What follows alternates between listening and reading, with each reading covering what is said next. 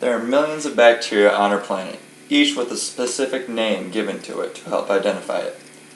Now, how are scientists able to identify and differentiate a bacteria from one another? The answer is simple. A dichotomous key and subjecting the bacterium to tests based on the dichotomous key. So, this may not be so simple. What is a dichotomous key? Don't answer that right now. I got that covered for you guys. I just want to lay out the main points right now. I'm going to go over what is a dichotomous key, why we choose each test that the bacterium is subjected to, and how to interpret those results into helping identify the bacterium of choice. So, I want to give you guys a little disclaimer right now. The test I'm doing right now, I don't know what the bacteria is, you don't know what the bacteria is, we're all in this together. So, bear with me. On the board behind me, I have 4 bacteria. Each one has specific characteristics that differentiate themselves from one another. Now, if we look at these characteristics, we can see that each one eventually has a different characteristic that differentiates itself from one another. And from this, we're able to build a dichotomous key, which is like a flow chart almost, where at the top you have your unknown. And you branch it off into 2 sections, where your first test will be conducted. And this will help pretty much choose which way your bacteria is going to go into what area. So, with the first test, you want it to kind of have the amount. So we have 4 up here. You want to at least get maybe 2 on each side, maybe 3 and 1, but you just don't want 4 on one side and 0 on the other, because that's a pointless test then, right? Right. Okay, so the first test I chose was looking at the shape of the bacteria under a microscope. So when we look at the shape, I found that the bacteria that we're looking at was bacillus. So therefore, I chose the bacillus route instead of the other one. So right away, we get rid of one of our bacteria. This is a case where 3 are on one side, 1's on the other. Not as simple, but you gotta do what you gotta do. So, cross that one off the list.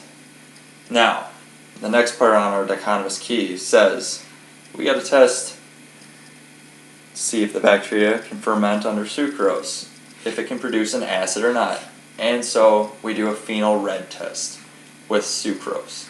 So what I did was, I took some of the bacteria from our plate, kind of just used a loop, and agitated it into the sucrose tube.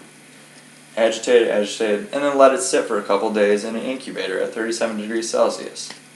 Now, when I came back, I found that the tube did not produce an acid. So, how are we able to tell if it produces an acid or not? Well, the tube starts out as a red color. The liquid inside is red. But if an acid was produced, the liquid would turn almost like a pea yellow. Yeah, gross, right? Pea yellow. But it didn't. So therefore we can deduce that an acid was not formed. And if we look at our dichotomous key, it says that one of our bacteria, one of the 3, produces an acid under sucrose fermentation. So, cross that one off the list. That one's gone too. We're left with 2 now. Things are looking pretty good. So, we do our third test. And what we do is we do a citrate test.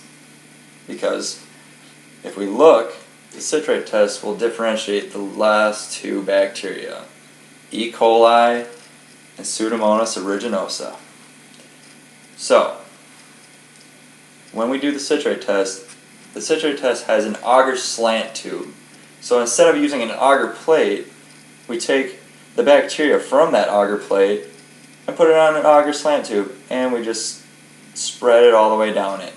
And it's a bluish green in color, the tube is, but if the test is positive, that bluish color will turn almost like a bright green right where the bacteria is, indicating that something had occurred, and it will help us differentiate between the two bacteria left. So when I did the test, took the bacteria, smeared it on, threw it in the incubator, much like the second test, let it sit for a day. Came back, and I found that nothing formed. There was no difference in color. So therefore, you guessed it, we can cross off Pseudomonas aeruginosa. So now we know our unknown bacteria. And hopefully you understand a dichotomous key and how that helped us to get down to where we know the bacteria that was being tested. So let me just go over the points again. Dichotomous key helps us to understand what tests we need to use in order to get to the identifying the bacteria, and then why we chose each test was to simply eliminate the outliers and what the results mean.